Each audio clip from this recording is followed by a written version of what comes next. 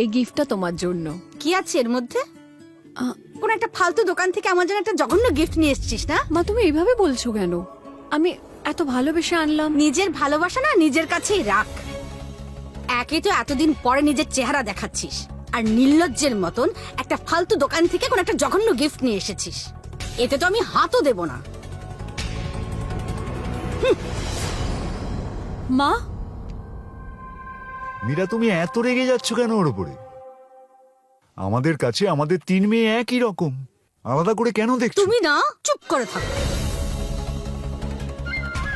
যার যতটা যোগ্যতা না তাকে ততটাই মান সম্মান দিতে হয়। আর জুহিকেই দেখো না, আমার জন্য লাখ টাকার হার আর ঝুমকা নিয়ে এসেছে। আর শিলা তো আমার জন্য 10 লাখ টাকার শাড়ি আর কঙ্কন নিয়ে এসেছে।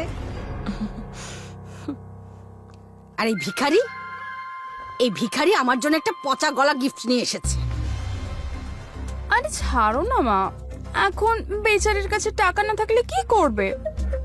মিষ্টির প্যাকেট নিয়ে এসেছে, হয়তো কোনো অসুবিধা নেই, পরে কুকুরদের খাইয়ে দেব, ওরও ভালো লাগবে। একদম। আর এই জন্মে তো আমাদের সমকক্ষ হতেই পারবে না।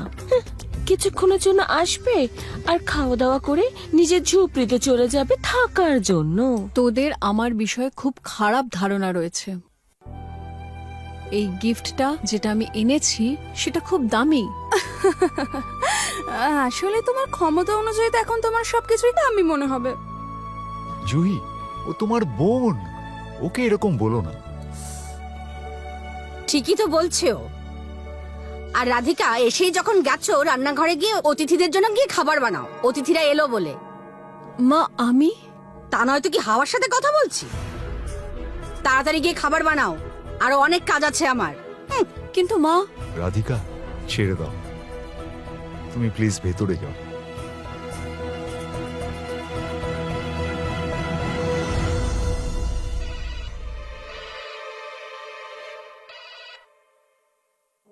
হ্যাঁ গৌরব বল। মা, আমি কিছুক্ষণের মধ্যেই গ্রামে পৌঁছে যাব। ওখানে সব ঠিক আছে তো? হ্যাঁ হ্যাঁ বাবা, সবকিছু ঠিক আছে। শুধু অনেক দিন পর তোর দিদার বাড়ি এসেছি তো, তাই একটু অদ্ভুত লাগছে। এখানে সবাই আমার খুব যত্ন করছে।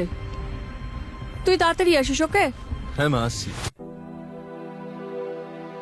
রাধিকা মা, হ্যাঁ বাবা আমার একটা কাজ করে দেবে? বলো না।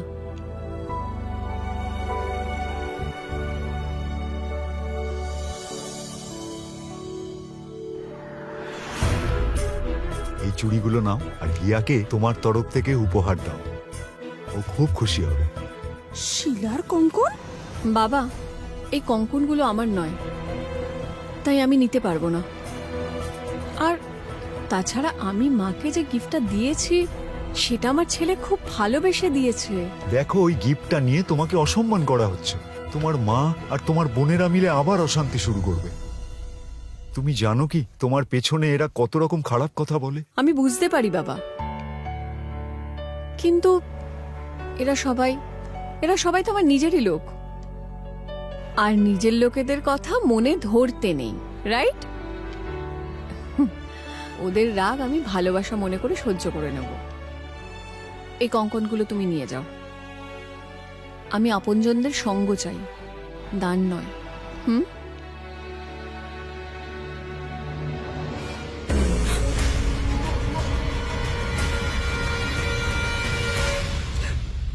কি করছিলি? ভয় পাইয়ে দিলি তো পুরো। লুকিয়ে লুকিয়ে এখানে কি করছিস? আস্তে আস্তে। তুই জানিস আমাদের বাবা কি কাণ্ড করেছে? না, কি হয়েছে? আমাদের বাবা তোর দেয়া কঙ্কন ওই ভিখারি রাধিকাকে দিয়েছে। নিজের প্রিয় মেয়ে তো। আমার কঙ্কন? আরে, কোথায় যাচ্ছিস? পাগল হয়ে গেছিস নাকি? ও কঙ্কনটা নেয়নি। কিন্তু বাবা, তোকে দেওয়া উচিত হয়নি না? মহান আমাদের বাবা। বাবা ওই গরিব রাধিকাকে সবসময় সাপোর্ট করে। আর আর শোন, তুই জানিস ওই যে গিফটটা নিয়ে এসেছে না, ওর ছেলে নিজে নিয়ে এসেছে ওটা। এটা কি করে সম্ভব? ওর ছেলে তো সাধারণ একটা ছোটখাটো কাজ করে। আচ্ছা, হ্যাঁ। ওই গৌরব যে রাস্তায় ছোটখাটো জিনিস বিক্রি করতো, একজন সাধারণ স্ট্রিট ভেন্ডার সাধ্য আছে যে আমাদের মতো এত দামি গিফট দেবে? তোমরা একদম চিন্তা করো না, আমার কাছে এমন একটা স্ক্যানার আছে যে কোনো জিনিসের আসল দাম সে বলতে পারে। ভিখারি রাধিকা আর তার ছেলে গৌরবের হাঁড়ির খবর ফাঁস হবে। এবার জমবে খেলা।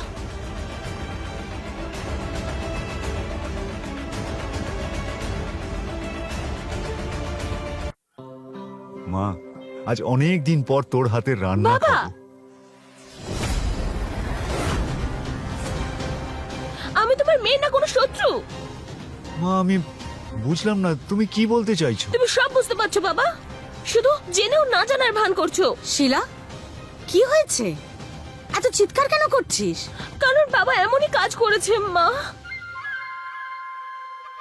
উনি আমার গিফট চুরি করে এই ভিখারি রাধিকাকে দিয়ে দিয়েছে, যাতে ও নিজের নাম করে এই গিফট তোমাকে দিতে পারে। হে ভগবান, রাধিকা, তুই তো অসভ্যতামি সীমা পার করে দিয়েছিস। মানে তুই এত নিচে নেমে গেছিস যে তুই তোর বাবাকে দিয়ে চুরি করানো শুরু করেছিস। হুঁ।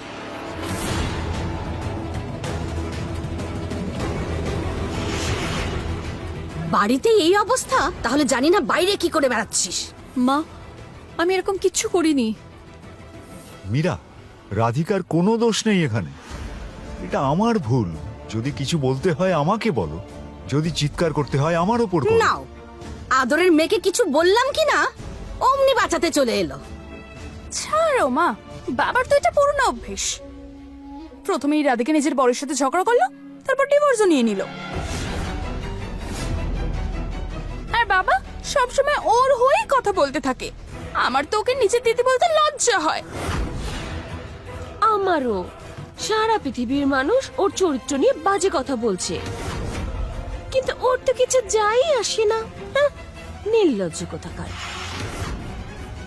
সবার সামনে আরেকজনের সাথে ঘুরছিল। শিলা, নিজের মুখে লাগাম টান।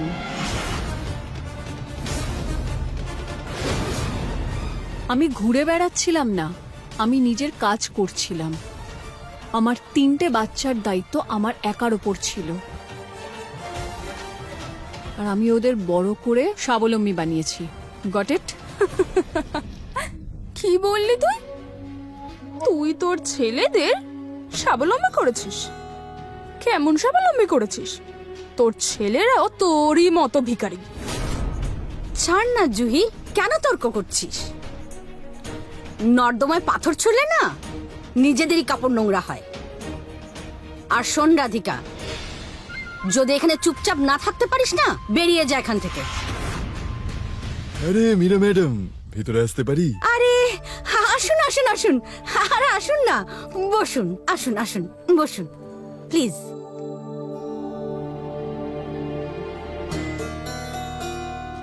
আর বাড়ি খুঁজে পেতে অসুবিধা হয় না তো? আমি তোমার জন্য চেয়ার আনছি।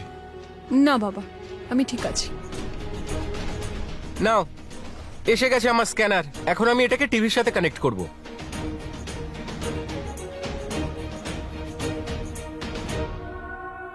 এবার আসবে মজা।